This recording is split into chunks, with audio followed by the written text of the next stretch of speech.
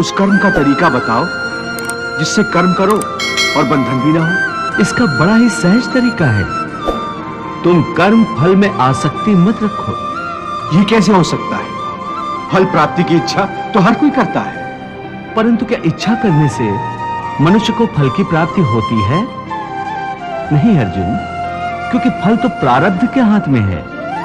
और जो भी मनुष्य फल प्राप्ति की इच्छा करता है, उसका मन फल के बारे में सोचकर अपने कर्म और कर्तव्य से विचलित हो जाता है और उसे वो फल प्राप्त नहीं होता जिसकी उसने इच्छा की थी। पार्थ, मनुष्य केवल कर्म कर सकता है, फल कदापि मनुष्य के अधीन नहीं है। केशव, यदि फल की प्राप्ति मनुष्य या उसके कर्म के अधीन नहीं है,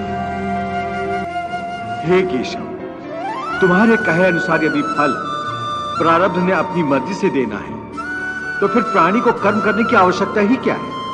कर्म करने की आवश्यकता क्या है? ये जानने से पहले ये तो जान लो कि प्रारब्ध क्या है, प्रारब्ध कैसे बनती है। हे केशव, प्रारब्ध क्या है? उसे जानने में क्या मुश्किल है? ये तो सीधी सी बात है कि जो भगवान की इच्छा है वही मनुष्य का प्रारब्ध होती है। नहीं अर्जुन, नहीं, ये धारणा सत्य नहीं है। क्यों सत्य नहीं है? क्योंकि मैं किसी के प्रारब्ध नहीं बनाता, ना मैं किसी प्राणी के कर्म अथवा कर्म फल के हिसाब में दखल देता हूं। इसलिए प्राणी की प्रारब्ध बनाने में मेरा कोई हाथ नहीं होता। फिर कौन बनाता है प्राणियों का प्रारब्ध? प्राणियों के अपने कर्म। अर्थात ये कि प्राणी जैसे कर्म करेगा उसका वैसा ही फल पाएगा। अच्छे कर्म करेगा तो अच्छा फल मिलेगा और बुरे कर्म करेगा तो बुरा फल पाएगा।